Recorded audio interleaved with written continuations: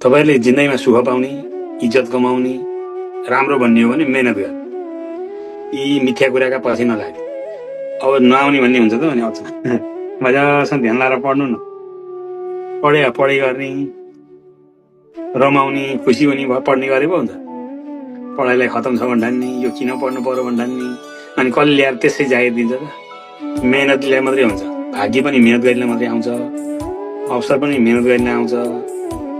Focus गरेर पढ्नेलाई आउँछ। जो मान्छे आफ्नो भविष्यप्रति इमान्दार छ त्यसलाई आउँछ। प्रभु भनेर चाहिँ नमस्कार गरेर मन्दिरमा गएर ढोगेर मात्रै कहाँ आउँछ? हरान सुत्ने म अफिसर हुन पाए हुन्थ्यो भनेर चाहिँ कल्पनामा डुबेर हुन्छ त? त्यो बेला पढ्ने, पहिला ध्यान लाएर पढेपछि हुन्छ। जे कुरा नि फोकस गरेर पढ्ने, ठग्ने होइन। अरूलाई ठगी भन्ठान्नुहुन्छ, आफै ठगिहाल्छ। नै तपाईँलाई मैले जिन्दगीमा मैले भोलि पर्सि भनेको कुरा, अब भोलि पर्सि दुःख पाउँदै गएपछि यो सरले भने त ठिक रहेछ भन्ने दिन आउँछ।